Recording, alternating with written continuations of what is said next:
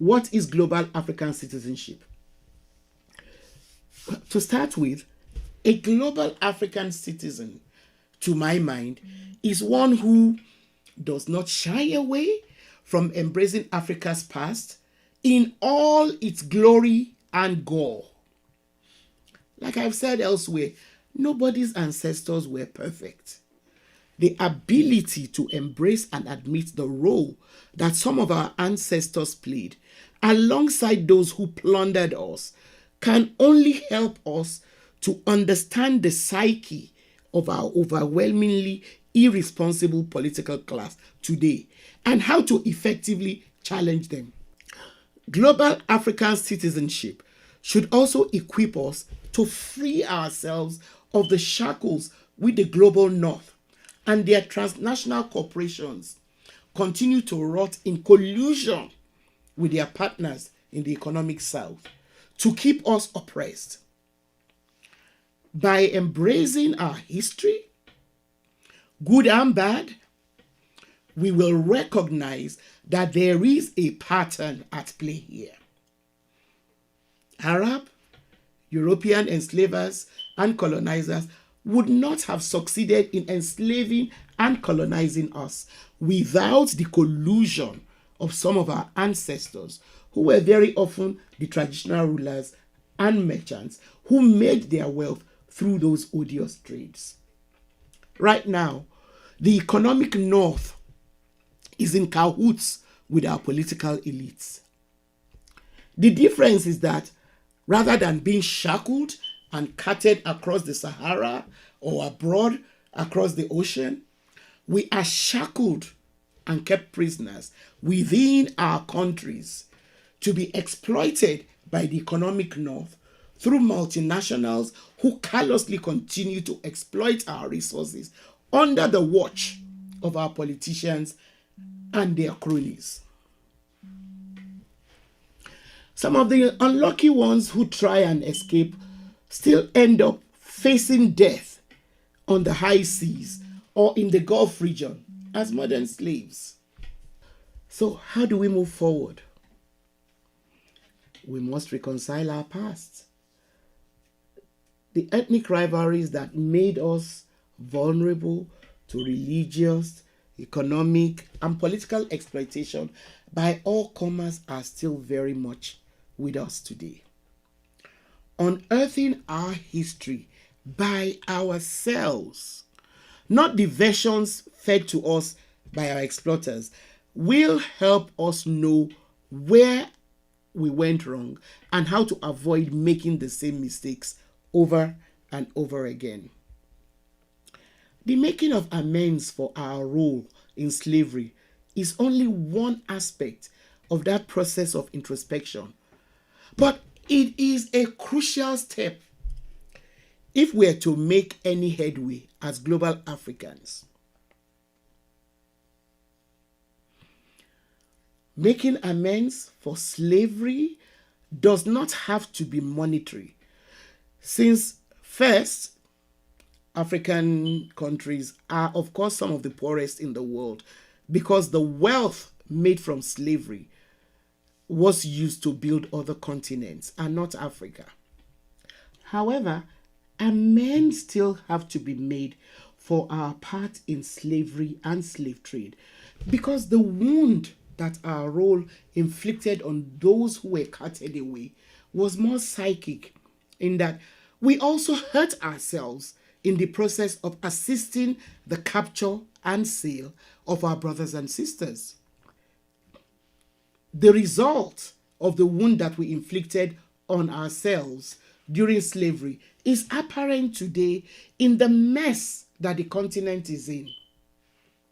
We remain so easily exploitable today because we do not see how, like in the past, we are complicit in our destruction. Making reparations can be through acts as basic as admitting our role more openly, offering apologies to those who were taken, and opening up our borders to them. We also must reinstate their right to choose to return. By doing this, we will not only be making amends, but we will start a process of healing ourselves.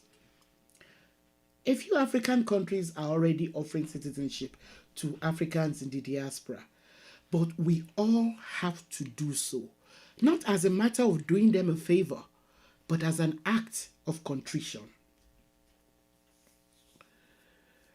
Again, if as Africans we are as serious as we should be about demanding and getting reparations for slavery and colonization, then such demands can only be taken serious if we own our part and are seen to be making reparation for our role in slavery. Another thing that owning and apologizing for our parts will do is that it will undermine the arguments usually put out by the colonizers that slavery was so long ago for any reparations to be made.